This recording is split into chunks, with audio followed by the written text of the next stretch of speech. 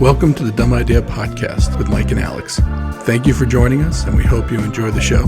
Please like, subscribe, comment, and share this video or podcast on any platform that you're listening on. Please visit us at www.dumbideapodcast.com. All right, welcome back to another episode.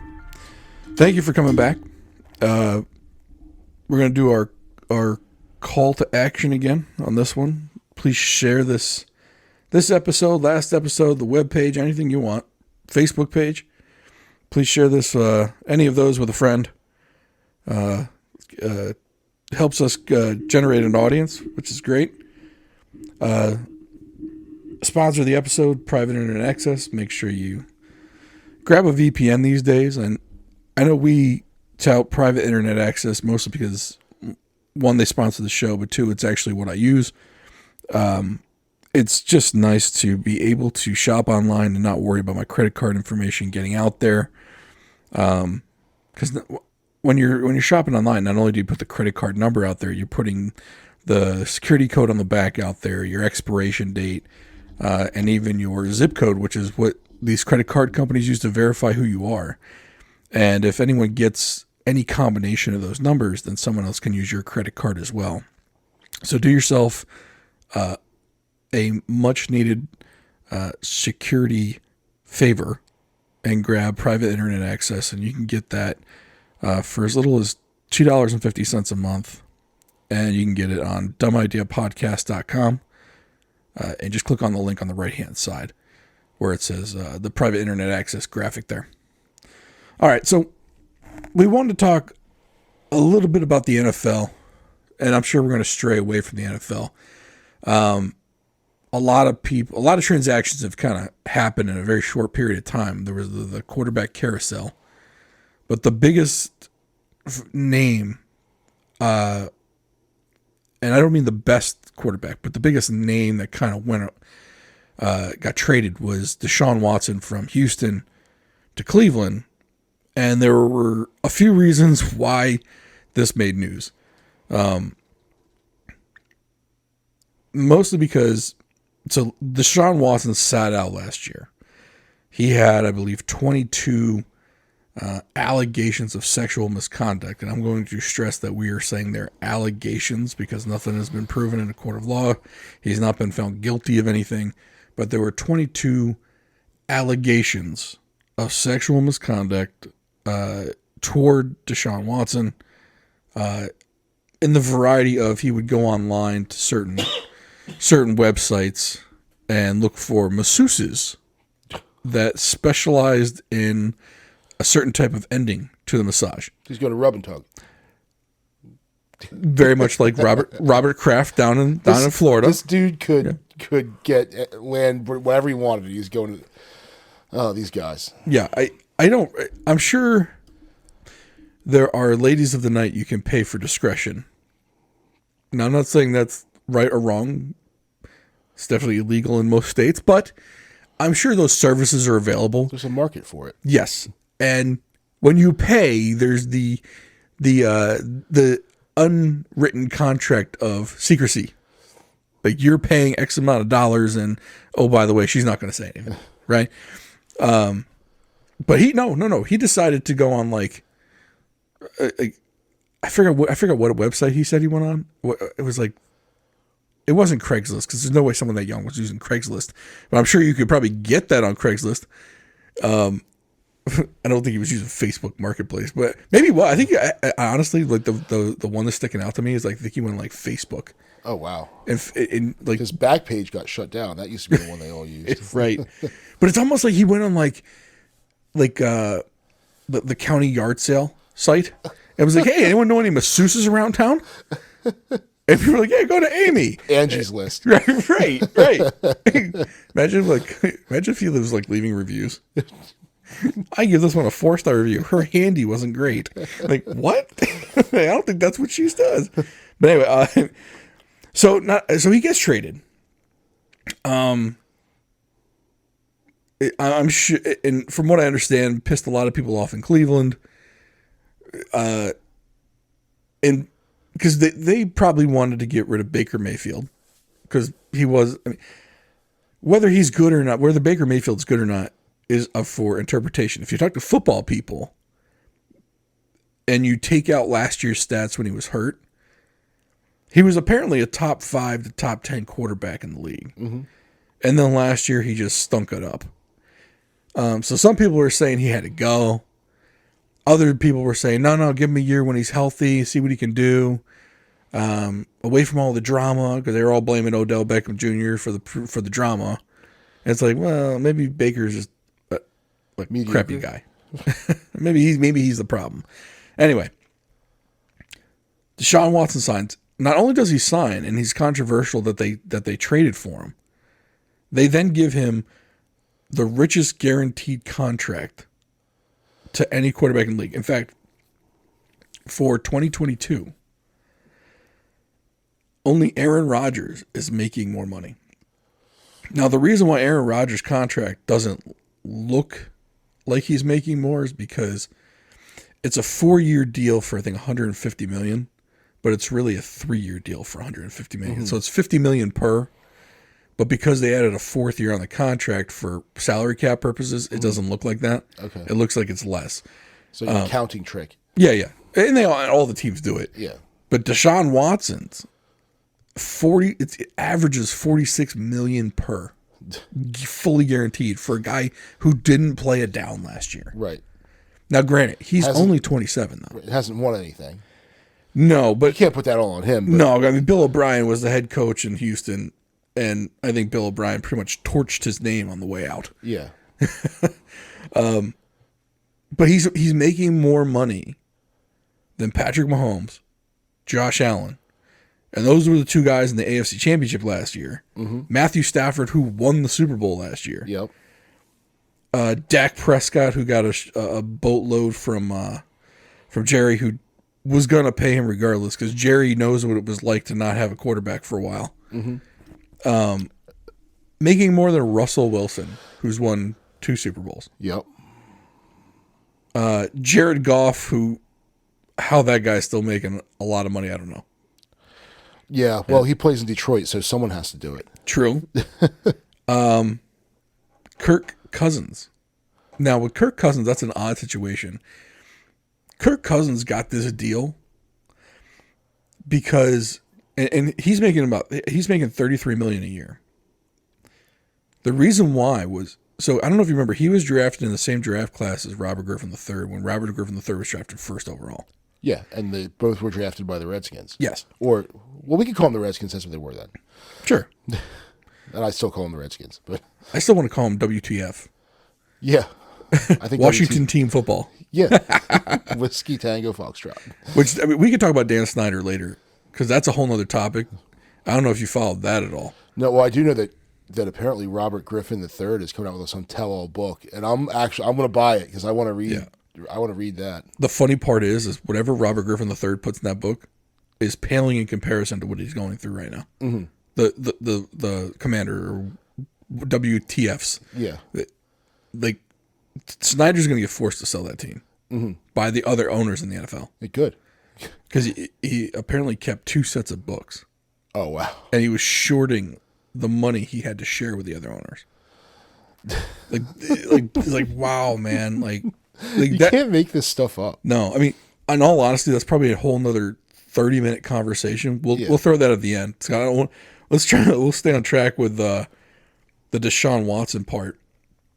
So people in Cleveland are pissed off about the Deshaun Watson signing, not only because the guy had 22 allegations against him, and everyone's like, look, is it really possible that all 22 aren't real? Which I'm not here to say, but that's the reason why some people are pissed. Right. And then you gave him the richest contract for no reason whatsoever, other than to get him to go to Cleveland. Yeah. Because apparently he was looking at the Falcons because the Falcons moved Matt Ryan to Indianapolis. And we'll talk about that carousel in a minute. But you gave it to someone who one could question his ethical morality or whatever. I think that he was a young kid who, and young kids know they meet people online. Yeah. And he was looking for something. He found it online, And but 22 times, 22. Like I could see if there were 3 and they all ganged up, like they all found each other. And, oh, we're gonna get some money out of this guy. That's a lot 22. That's quite the conspiracy to get that together. I can't get 7 guys to go out and get wings. No, on the same night. You think 22 young individuals can conspire against one guy? Right. Come on now. I mean, our wives tried to set up a girls' night. They had to schedule it 2 months out because they couldn't find a date. Yeah. They couldn't get on the same page as everybody, as the rest of them. But, so yeah, not only are the people in Cleveland a little pissed, Cleveland still hasn't traded Baker Mayfield. Now, they signed a backup quarterback already. They signed Jacoby Brissett to be the backup. But they didn't get rid of the old starter yet. They still have him there. So, but then the other owners in the NFL, all right, they are pissed off at the Browns right now. And the only reason why I know this is because I listen to the local sports radio. And 105.7 The Fan, they played a snippet from the owners' meetings down in Florida. And they played a clip of Steve Bisciotti, who's the owner of the Ravens. And he basically said something to the effect of, I have no idea how that contract came about. Mm-hmm. It was like, it certainly set a new precedent. Like he said it in that kind of tone. Yeah. And it was like, yeah, because he's trying to get a new contract with Lamar Jackson. And Lamar, I mean, how are you going to tell Lamar he's not worth that kind of money when the guy who just got it didn't play last year? Didn't play a single snap. Right. And Lamar, he won an NFL MVP award, didn't he? Yeah, I think so. Yeah, he did 3 years ago. Yeah. And so he's got more accolades than Watson, more electrifying on the field than Watson. Oh yeah. Is he as polished a passer than Watson? No, probably not. But Bisciotti's probably thinking, I was hoping to get this guy for, Carson Wentz, Kirk Cousins money at $33 million. Well, here comes Deshaun Watson, $46 million. I got to pay him $13 more million per year now? Yeah. I mean, because look, I mean, I think if you said, okay, here's what Aaron Rodgers makes and Pat Mahomes makes, both of them Super Bowl winners, right? Matthew Stafford, Super Bowl winner. You got Dak's money in there, which is an oddball. You got Josh Allen's money in there. Hasn't won anything yet either. I mean, at least Josh Allen took. I mean, the Bills, like they were the AFC Championship, an overtime win away from going to the Super Bowl. So, right. And he's a young, what is that? What was that? It's his second year in the league. No, I think he's the same draft class as Lamar, isn't he? Aren't they both in their 4th year? Maybe, think? Yeah. But still, like you have these young guys. Like I just, I think that. Well, Cleveland's a dumpster fire to begin with. They're always going to be Cleveland. Yeah. They're always going to be the Browns. Yeah. And, the Bengals were, people call them the Bungles. Mm-hmm. And the Bengals managed to turn themselves into a winner. And then, but the Browns just never figure it out. It's always just one disaster after the next, but the fans are so loyal. And that's one of the things with the NFL, like, people, if you say Ford, you were a Ford guy, right? But Ford kept making bombs. Like they just for years they just stopped making good cars and it was just garbage. Eventually, you'd stop buying Fords. Right. But these fans still go to these games. They sell out every game. Yep. And I almost want to be like, they sit around and complain. It's like they like the misery. It's like were they masochists or sadists or whatever? They enjoy it. They enjoy the punishment and the sorrow. Like, stop going. But if that's what you're into, hey. I mean, obviously Cincinnati fans are into that because they were bad for so long. Yeah. I mean, don't get me wrong. Cincinnati made the playoffs for a few years with Andy Dalton. Yeah, they were. And they had the Esiason years. Yeah. But they have also had, like, for every 3 good years in a row they put together. They have like 6 bad ones. I was going to go even further. I was going to say they have 10 bad ones until, and But the Browns, other than last year, have they made the playoffs? I don't think so. I don't think so either. And they've been back in the league for almost 20 Yeah. years. And the thing is, I thought Baker Mayfield was decent. When I first saw that they were looking to shop him, and I kind of thought it was, well, you're not going to really give the guy a chance. Like, he was supposed to be your franchise. He was in all the stupid commercials where he lived at the stadium. Yeah. But if you get back to, like, that's all the endorsement stuff coming in. Robert Griffin III did the same thing. Signed with Subway. He was selling sandwiches. I think Adidas was his thing. Mm-hmm. So he hadn't played a snap in the NFL yet. Right. So I look at that kind of side eye because, like, this guy hasn't won it, and here we are watching this dude sell, and not local stuff, like big. He was doing national stuff. Yeah. Yeah. I mean, he was doing commercials like those. What was it, State Farm? Mm-hmm. Or Progressive? I forgot which one he was doing. Yeah. No, it was Progressive because Aaron Rodgers and Pat Mahomes did State Farms. Mm-hmm. So Aaron Rodgers and Pat Mahomes, they got the national State Farm one, and here you got Baker Mayfield who hasn't won jack, and he's got a national commercial. Yeah. Like, come on. Yeah, it's like they're so desperate to find some football player to put their face on, but the teams also I've always been a type, like, people hate them or don't like them because they're not exciting, but I am absolutely fine with a game manager. Right. You can win championships with game managers. The Buccaneers did it with Trent Dilfer, was it? No. Trent Dilfer won it with the Ravens. With the Ravens. Who was the guy that it wasn't Rich Gannon, was it? Because he did it. No, he did it in Oakland. Was it Johnson? Brad Johnson? Yeah, I think you're right. Yeah. And like, I'm fine with it. You can, if you have a good defense and a solid offensive, like, you can win a game with a game manager. But everyone wants to have this superstar, elite quarterback. Right. The Ravens did it with now. Joe Flacco would pull games out of his butt, like that pass in the Immaculate Reception, one of them in Denver, right, when he, like, managed to pull that game off. But then he wasn't worth the money that they came back and paid him for. No, but you're right. I mean, they had to pay him the money. Yeah, because it was. Now when we get into the Lamar contract conversation, Joe went into the last year of his rookie contract and basically said, "I'm going to bet on myself." Won the Super Bowl that year. Mm-hmm. And granted, one could argue he only had 3 good games, and they were the 3 games in the playoffs. Like, it was the 3 right games. Yeah. And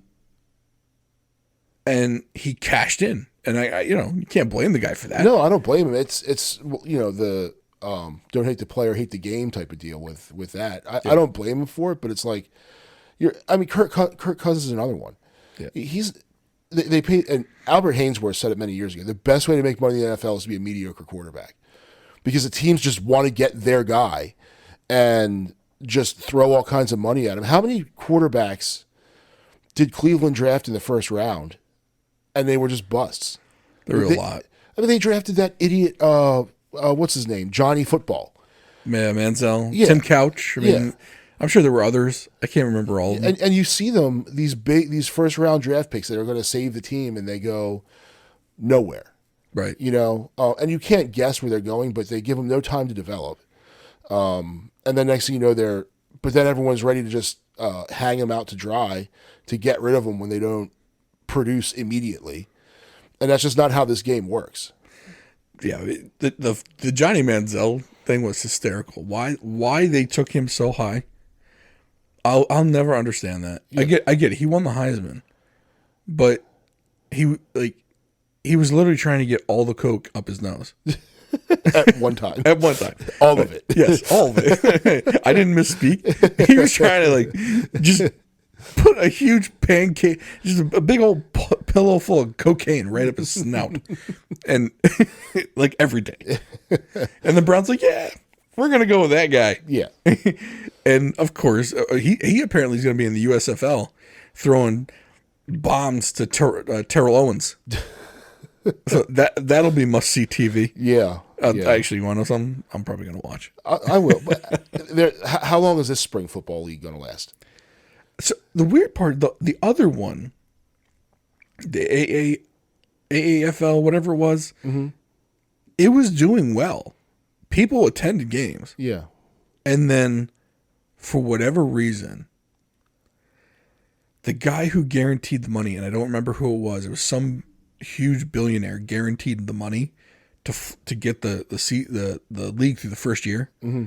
He like backed out. Oh, wow. And so that's why it folded because they couldn't pay anybody. Yeah. And then, of course, the coronavirus and all that stuff happened. Yeah, I read an article I think it was The Athletic about that, about how their teams and like they came into work one day and it was just like, nope, we don't exist anymore. Yeah. Like, what? It was so weird, man. And for whatever reason, I don't think the reporting was really good on it. Mm-hmm. They basically said, "Oh, league's over." And it was almost like the NFL wanted everyone to just not know why. They just wanted you to think that it was another football league that didn't make it. Nothing's ever going to be like the NFL. Mm-hmm. It's just like squashing the bug and hoping that no one ever tries again. Yeah. Right? And then, of course, you get the XFL that comes back, and now Dwayne "The Rock" Johnson's part of it. And then he bought the name, and then I think they merged with this new USFL or something like that. Mm-hmm. I don't know. There was some kind of thing going on. I wish I knew more of the details of it. But I'm really hoping this football thing, this new football league, makes it. The one of the biggest problems, and the MLS is probably the best example of a new league that made it. Mm-hmm. But they've been around for 25 years. Yeah. I think if I remember right, the first 15 years of the MLS, it was all red numbers. Yeah. But they had to go and stay in these cities and build fan bases. Mm-hmm. Right? Yeah, and like DC United came out and did well, but DC United, because there's so many transients in the DC area, like the people who are from the international community that are in for 2 years and out, and then there's a very large immigrant population in DC from Latin America, from India, from the Middle East that all love soccer. Yeah, and you had a lot of the rich suburban people who like soccer as well. Yeah. And that stadium, they just built that Audi field, which is really nice, and it costs an arm and a leg to go to a game. Yeah, I was going to bring the kids, and I looked at the tickets like, nope, we'll go see the Orioles. Right. One thing that I was surprised about was not only did they build up the MLS roster of teams, they also built up a second tier, mm-hmm. and they have promotion and relegation. Okay, like the Premier Football. Yeah, over in England. So a lot of people don't understand, it's not just the Premier League. The Premier League is the top division. Yeah. But then they have League One, is it Champions? No. It's League One, then League Two. But there are 9 total divisions. And there is relegation and promotion all throughout. Maybe they should do that in the NFL and relegate the Browns to the NCAA, because that's what that is. Alabama gets promoted, Cleveland goes down into the NCAA. It's a good thing they do it in baseball, because the Orioles would be like single A. They'd be rookie ball. Someone told me I think the Orioles are spending $32 million on payroll this year. Mm-hmm. The Yankees or the Dodgers are over $200 million. Like, what are you doing? Like I get it. You got the best farm system in baseball. You're trying to build because you can't buy. Yeah. But geez, that's a huge gap. Right. Like, this is supposed to be pro ball. Can you at least go like to $100 million?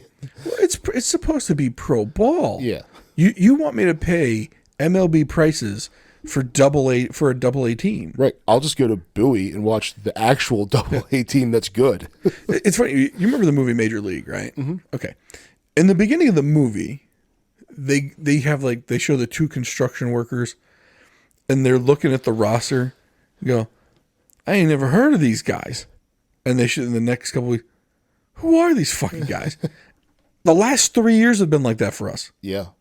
You couldn't, other than like 1 or 2 dudes, like Trey Mancini, mm-hmm. you couldn't name one other dude on that team. Yeah, no. And I'm sure Trey Mancini will be wearing pinstripes here in the next couple of years. They signed him Seems for to be 1 year. Yeah. Well, and talking about the money with the Orioles, which drives me up a wall. He was arbitration eligible. They were $1 million away from a deal. I think it was less than that. I think it was actually $700,000 from what he offered and what they offered. They were going to let the arbiter decide. Like, this dude just survived cancer. Yeah. He's a fan favorite. Yep. You only got a payroll 32 mil. You're telling me the extra 700 grand he's asking for was going to be that much of a load? Break the bank. It was 1 year money. Yeah. It wasn't like it wasn't like he was asking for that over 6 more years for like, just pay him. You're not paying anyone else. Like, but that's the stuff that like makes people really, really dislike the Angelos family. Oh yeah. Because they're pulling crap like that. It's like, that guy is in the community. I'm talking about Trey Mancini. Yeah. Has done a lot of good for the Baltimore communities. Super nice guy. Never wanted out when the team sucked. Yeah. Wanted to help build the team. And you're going to quibble with this dude over $700,000. Now, I know to everyone else that sounds like a lot of money, but in baseball terms, it's nothing. No. Especially when you got a payroll of 32 mil and there are probably 10 teams over the $180 million mark. Yeah. It's like, you're probably going to get that money from your TV contract anyway. Just pay the dude. It makes you look like cheap jerks. Yeah. When you already look like a cheap jerk. Right. But so if we were talking about Joe Flacco betting on himself and trying to stay on the NFL quarterback carousel. Just to kind of stay on, we'll go with Lamar situation. So he's getting crushed in the local media because essentially, I don't. It sounds like he and Eric DeCosta really aren't talking about a contract extension. And Eric I felt bad. Eric kind of threw him under the bus. I said, "Hey, look, we're ready, willing, and able to talk, and we're just waiting for Lamar to be ready." Basically saying that Lamar's the one not talking. And it's like, dude, you just should have kept quiet. Yeah. Just say, hey, we're going to get together. We're probably going to talk. Maybe we'll get a deal done now. Maybe we won't. We want him back. That's all you got to say. Yeah. And he pretty much said, look, I'm concentrating on doing better next year. And everyone knows that means so I can get more money. Yeah. Because he probably just looked at that Deshaun Watson contract and the Aaron Rodgers contract and how much more it was over the contracts that were signed last year. And he's like, and he's probably got an insurance policy out on himself, like they do in college. Yeah. If he gets hurt, he's probably got $100 million insurance policy. Is that what he would have made during playing football? No, but it's surely enough to make him feel comfortable for the rest of his life. Yeah, it's enough to take care of him and his kids and his grandkids, and as long as they don't piss it away. And the thing with Lamar is that he's another one of those fan favorite guys. The dude randomly shows up to high school football games. Yeah.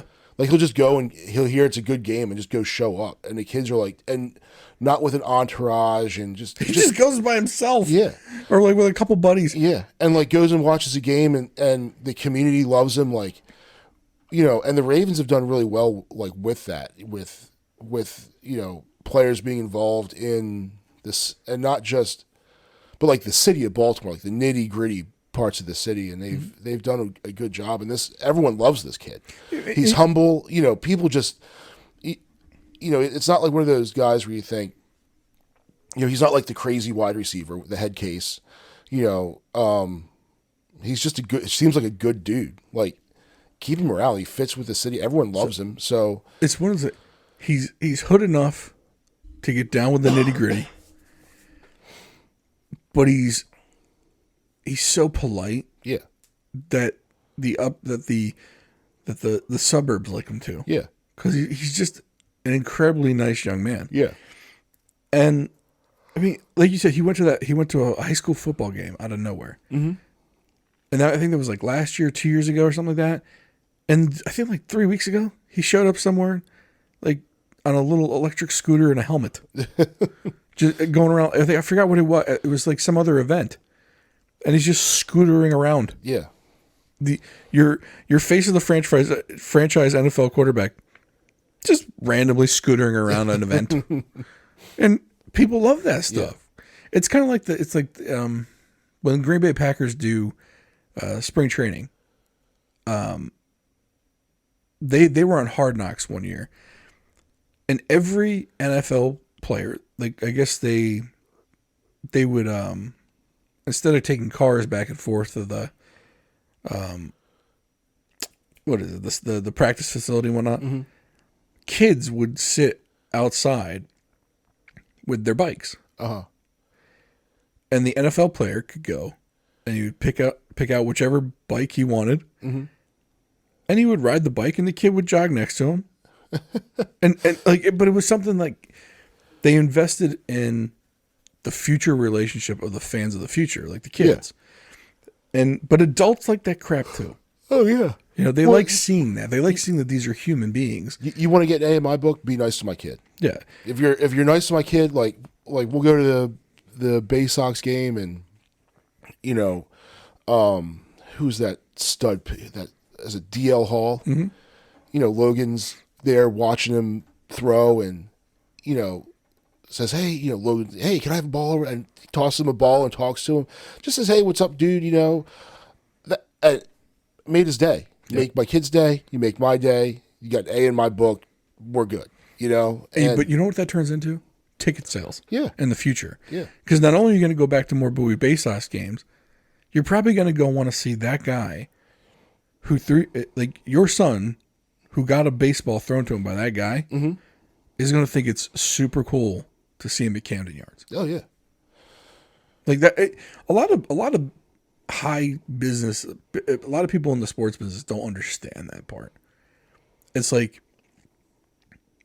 and for some reason, athletes get it, and I think it's because a lot of these athletes are young. Yeah, right. Well, they still remember what it's like to be young. Yeah. So the NHL actually does a really good job with this. So if you follow the NHL on Instagram or Facebook or whatever, they're always showing players giving pucks and sticks and playing rock paper scissors, and the kids will have a sign like, hey, Sidney Crosby, rock paper scissors for a stick, and he comes over and they do rock paper scissors and he gives them a stick or a puck, and those guys are I've always found, of all the athletes I've ever interacted with, hockey players are the most super down to earth and really good with the fans. But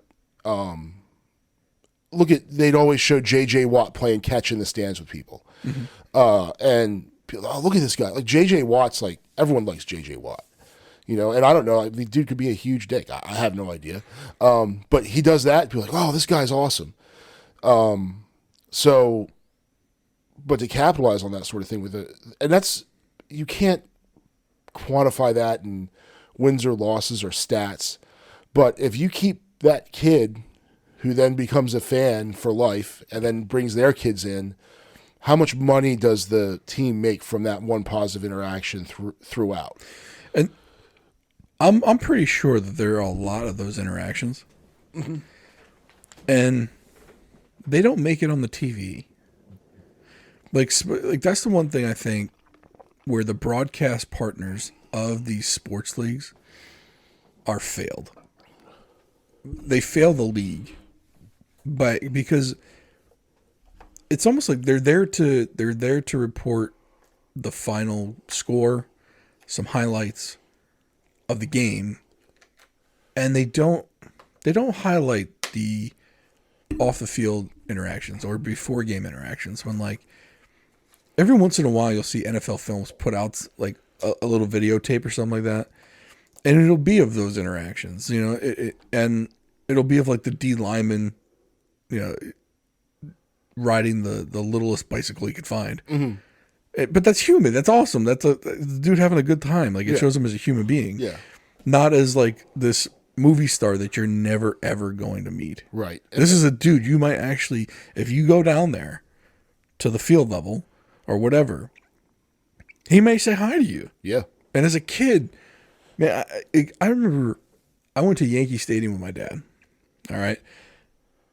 And I had it was a Juan Gonzalez when what do you have, like the 200 RBI season or something like that? He was breaking like Hack Wilson's record or something like that.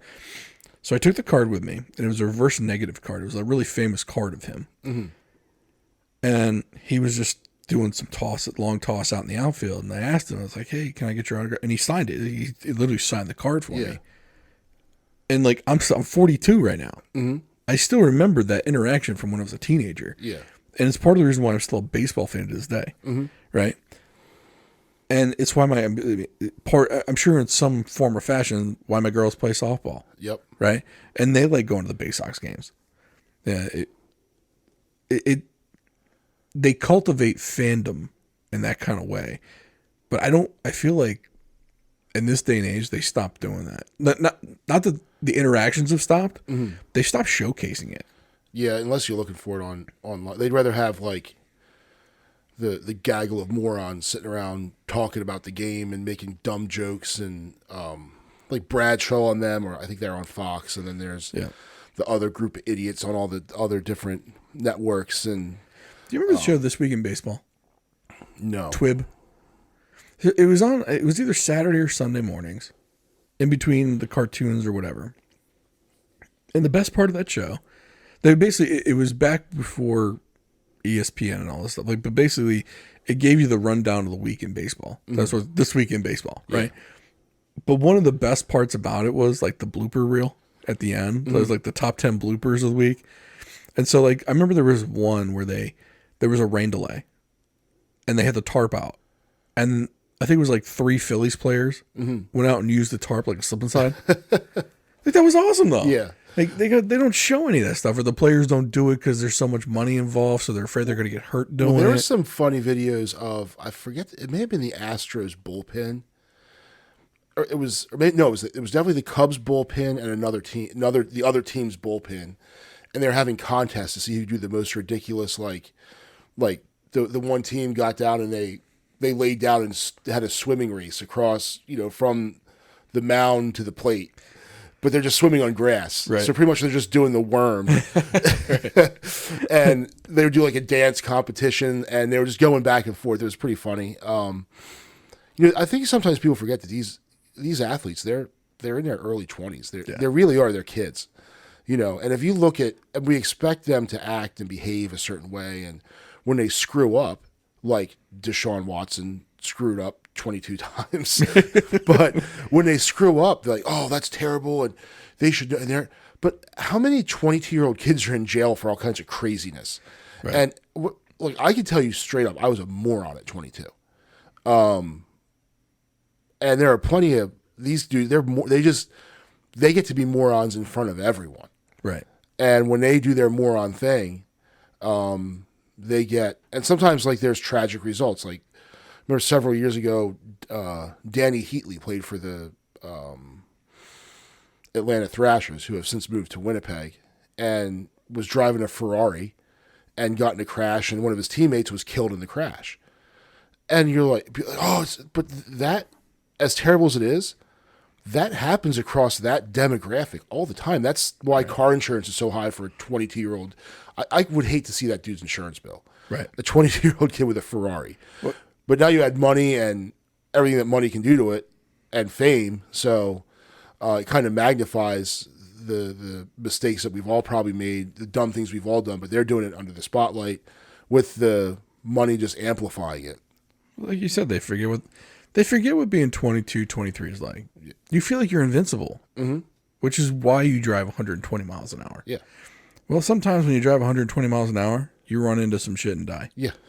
I mean, not to be callous with the words, but sometimes when you're young and dumb, you do young and dumb stuff, and you have young and dumb consequences. Like, play stupid games, win stupid prizes. Yeah. But at 22, it's fun. Yeah. You don't realize it. I mean, you might realize it's dumb, but you think you're invincible. Mm-hmm. And well, this is going to happen to me. No. The worst is going to happen to me. That happens to the other guy. Right. And if you talk to anyone that's been in combat, like, I'm not getting killed. Right. That's the other guy's getting killed. That's not happening to any of my buddies. Right. We're all too smart for it. Yeah. We're too strong. Yeah. I won't. I just won't close my eyes. I won't die. Right. But that's what you think when you're 22. Mm-hmm. You think you're in control. Yeah. But I mean, as far as like Lamar goes, not that he's ever going to listen to this, but dude, bet on yourself. Like, if there's ever a time to bet on yourself, it's when you're young. Yeah. That's when you bet on yourself. Because when you get older, you get more responsibilities, and you can't bet on yourself because you have responsibilities you have to take care of. Yeah. And his downside for not signing the contract right now, rather than instead waiting until next offseason, I don't think the downside is that down. Especially if you get hurt and there's an insurance policy. Mm-hmm. Like you said, it's still generational wealth for your kids, your grandkids, their grandkids. I mean, that Oh, yeah. You pass that down for generations. Your mom's never gonna have a mortgage again, never gonna have a car payment again. I don't think people realize how hard it is to spend $100 million. Yeah. Like once you get, like, I'm someone who used to manage that kind of money. Think of it this way. Think of what's the nicest luxury SUV you can think of? Range Rover. Yeah. It's about $140,000. You'd have to buy like 600 of them, and you still wouldn't come close. Yeah. Well, that's the thing. Like, if you just put that money into a savings account, just to go to M&T Bank, and because that's who the Ravens use, I'm sure that's what their checks say. Yep. And put it in just a savings account. You'll never have to touch the principal. Never. On a savings account interest, what's say 0.05%? Yeah. 0.5%, whatever. Yeah. I think I'm getting 0.6 now. Oh, wow. Yeah, I know I'm moving up. Yeah. But still at 0.6% of $1 million, like, you're never going to have to dig into that. Was that $600,000 a year for? No. Hold on. What were we talking? 0.5%? Yeah. Let's see. Math isn't my thing. That's rough math right there. Let's see. 1 million times. No, 100 million. Oh, 100 million. Yeah. Oh, hold on. Let me. Yeah, 1 million. That would be 60%. That's mafia interest. If you got 100 mil times 0.06, that's 6 mil a year. Okay. So even better. Yeah. So I was way off. Your math you're really low. Yeah. But right. So let's say his insurance policy. Let's say his insurance policy is for 50 mil, and he's going to live off of 5 mil a year. Yeah. Okay. You'd be all right, dude. Yeah. You'd be all right. And shoot, I mean, so for a kid like him, for someone to be like, oh, you should sign right now. You should sign. Well, what if it's the difference between 25 mil per year? Mm-hmm. So over 4 years, let's say if he gets hurt, it's 100 mil, right?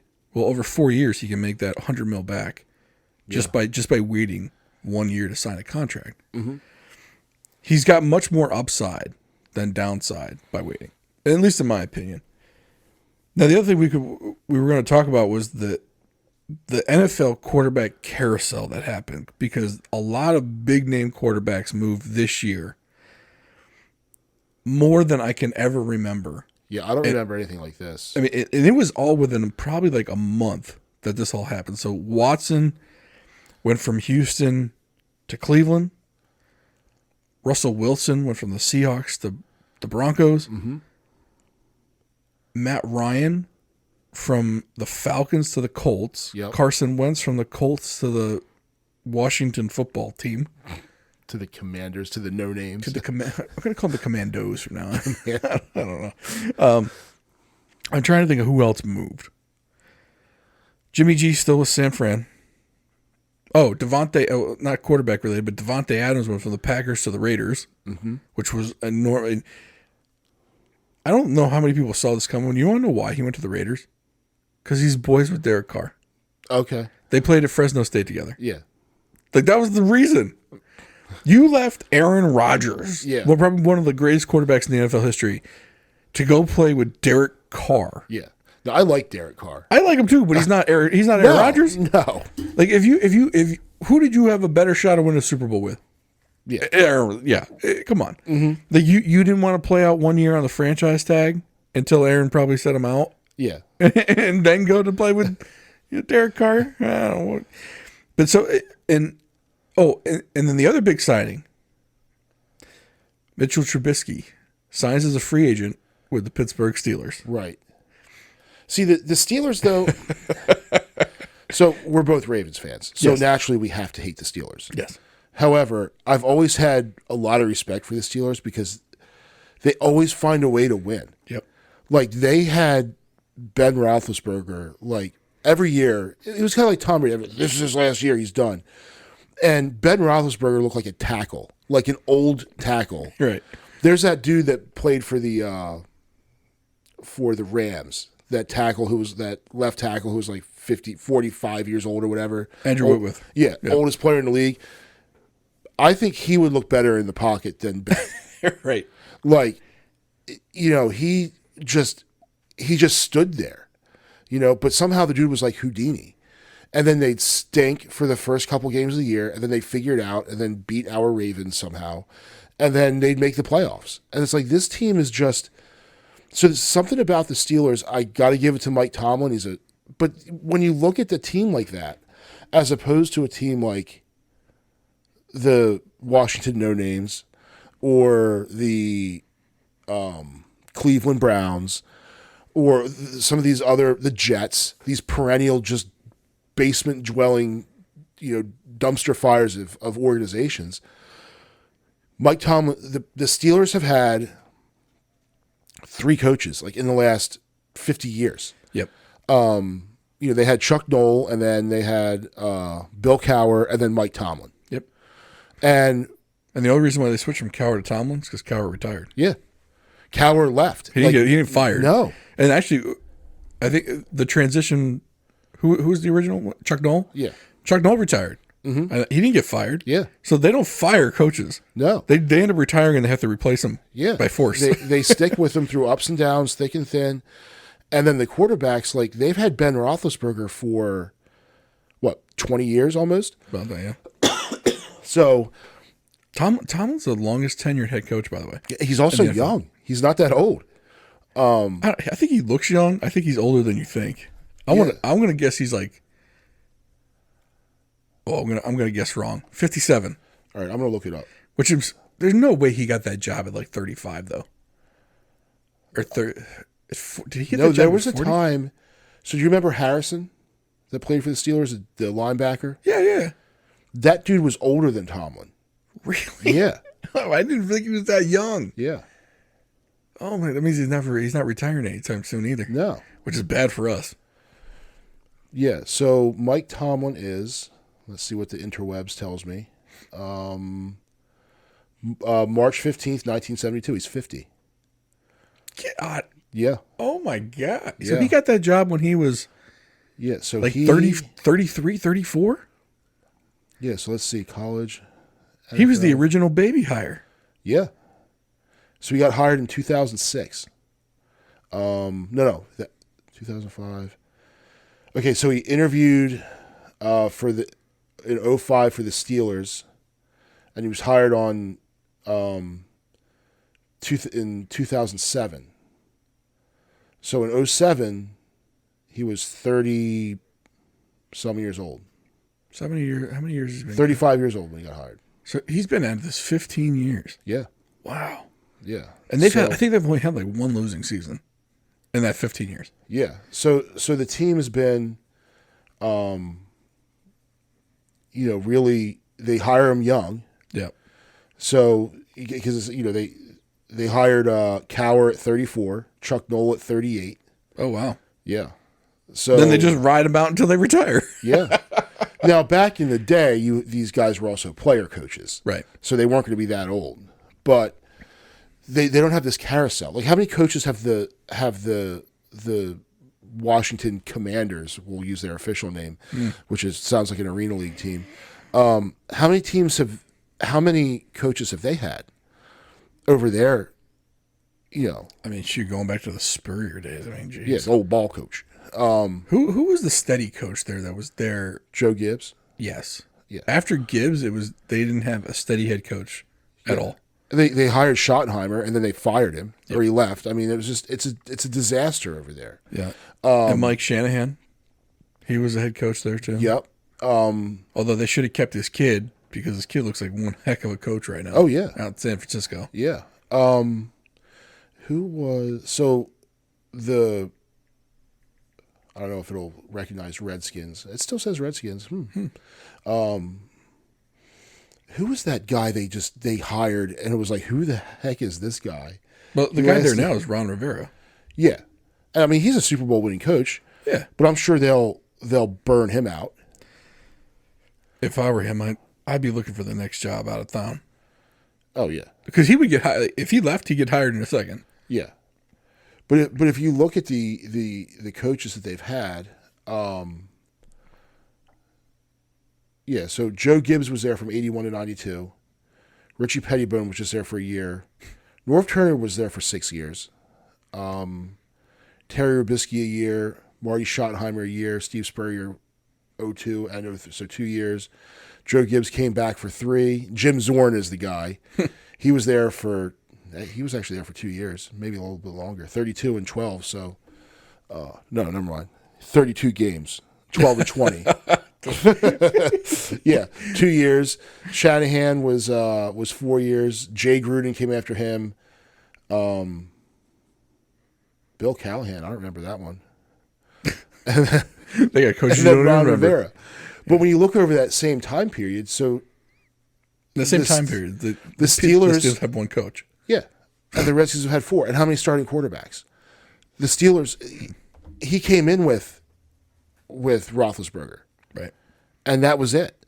But you look at the teams that do well, the organizations that do well. Stability. Yeah. Yeah. The Ravens have had the same guys. Yep. The Patriots had the same guys. Yep. But they're not. The Saints. Yeah. They had Sean Payton for so many years. Yep. The Seahawks. Yep. And now Green Bay is recently. They had McCarthy for the longest time. Yeah. But they're sticking with this young kid. Mm-hmm. I mean, they had Holmgren, the McCarthy, and that was a succession. Yeah. Because McCarthy went to the front office. Mm-hmm. And McCarthy was the hire. Yeah. And then McCarthy was there for, I want to say, close to 14, 15 years. Andy Reid's been with Kansas City for a while. But he was with Philly. For a very long time. For a very long time. And did he leave Philly on his own? I don't know whether... I think he retired because I think his kid was having issues. Yeah. And then he got back in with Kansas City. Yeah. And then... But yeah, when you look at the difference between those teams or, the Browns or the Jets just chasing the next shiny thing. The Dolphins. Yeah. You can go through a ton of them. A ton of teams that just don't value that consistency. And it was fun. Bisciotti, when he was at the owners' meetings, kind of mentioned, he goes, look, I didn't become this successful by just firing people on a whim. Yeah.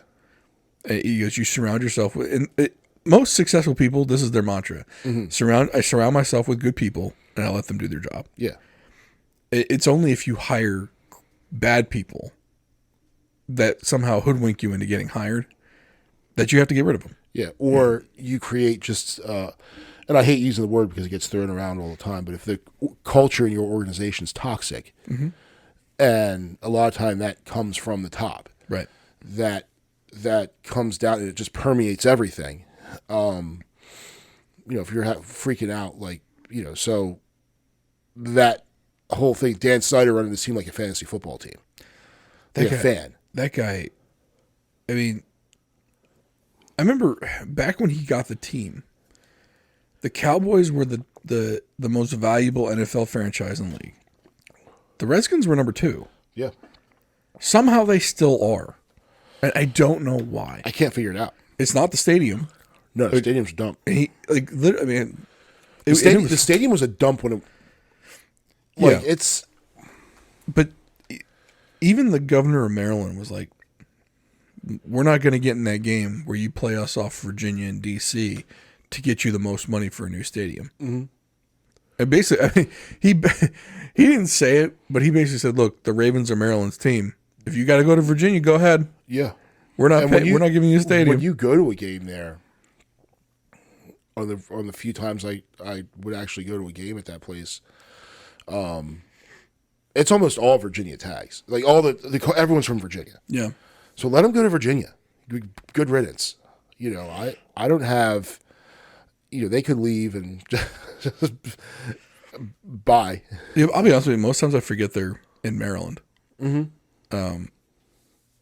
And I was someone who was here when the Washington team was the only team in town. But see, that team had when they played at RFK, and the old school Redskin fans, and that place would just like the building would move, like it would just it was great. Yeah.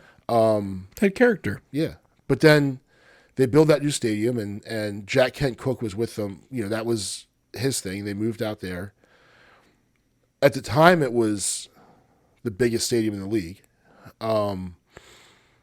But it's kind of, outlived its time. Like, the teams are going to more of the smaller, like look at Seattle's. It's right downtown. Like the buildings are there, and it's just the fans are right on top of it. M&T Bank Stadium is another, like it's just a better feel. But when they sold that team, like how that whole thing went down, and Dan Snyder was able to come up with more money to buy it than. Well, he owned Six Flags. Yeah, that's how he got cash. Fun trivia fact: what team did Jack Kent Cooke own before he owned the Redskins? I don't know.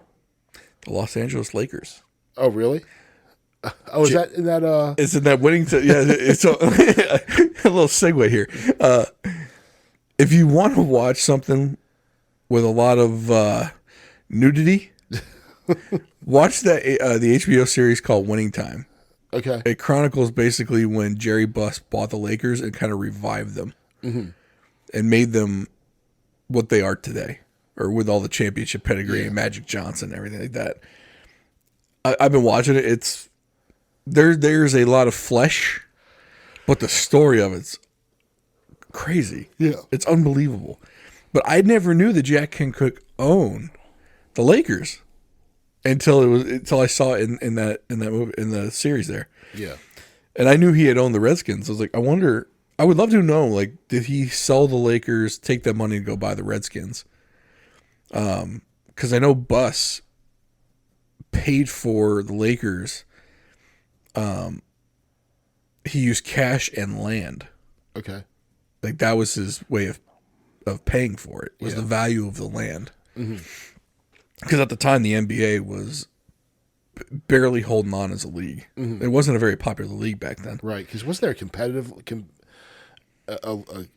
another basketball league as well? Was the ABA or something that was going on? It might have been. I don't remember exactly. Because that it might have been after the merger. Yeah, because in that time period, like the NHL, there was the NHL and the WHA. And Wayne Gretzky actually played, his first professional team was the Indianapolis Racers. And then when the WHA and NHL merged, a bunch of it was definitely the NHL was coming from the position of from the position of power in that merger.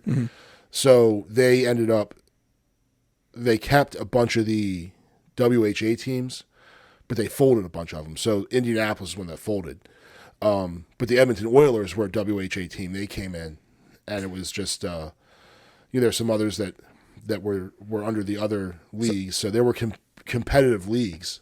I think you're right. I think it was NBA and the ABA. And they folded the ABA. Yeah. But the NFL and the AFL merged, same kind of thing. They got rid of some franchises. Well, AL and the NL.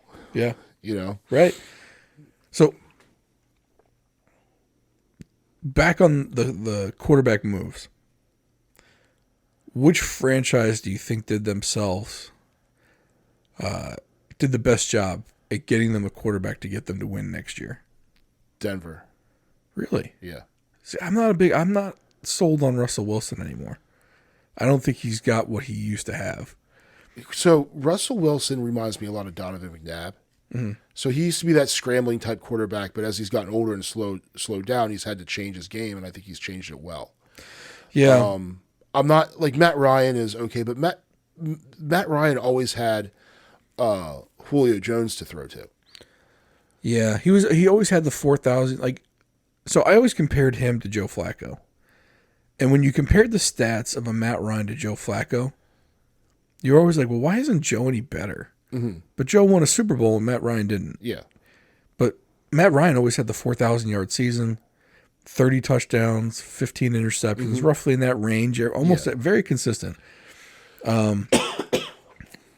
See, I actually think that the Colts ended up in a better position than the others. The reason why I say that, and this goes back to your game manager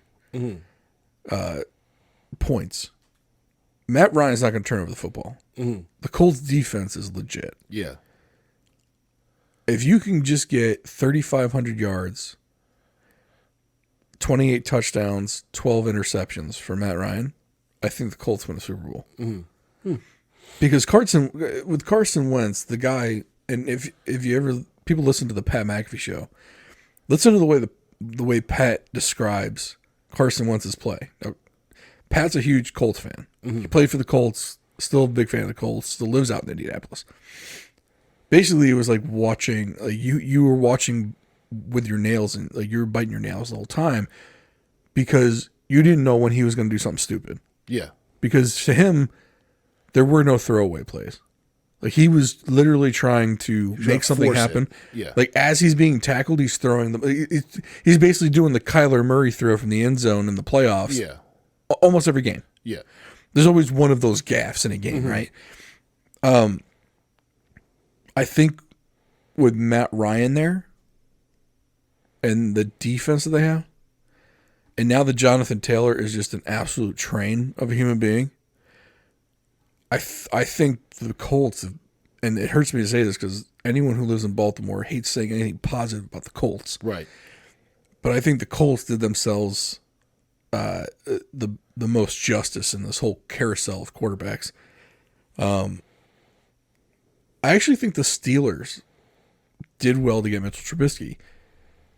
But Mitchell Trubisky is basically going to answer the question of whether Matt Nagy screwed him up in Chicago or if he's just that bad. They're going to find out real quick. Yeah. Because he was a first round pick, wasn't he? Yes, I think he was the first pick. Yeah. Wasn't he? He was. I know he was. I think he was the one. He was in the top 5, I think. Because I think it was him and Daniel Jones with the Giants. I think they were in the same class, but I'm not positive. But the other thing for the Steelers is, though, I think they got him for like $6 million this year. Yeah. I mean, think about it. If he makes the playoffs, he's going to be the cheapest playoff quarterback in the bunch. Yep. But then he's coming into that system, right? That organization. He's got weapons. Yeah. You know, that Steelers offense, it just kind of plugs away. And look, from the Steelers' perspective, you know what Mason Rudolph was going to do, and it was not looking great. Right. Nothing. And you saw what Duck Hodges had, and it didn't look great.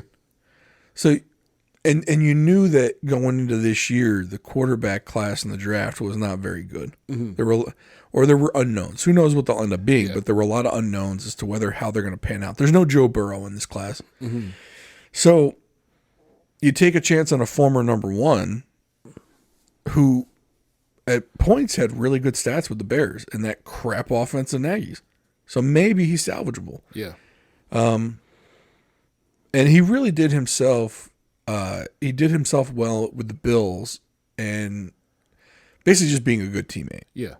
He got rave reviews from the Bills. They wanted to keep him, but they knew they weren't going to be able to.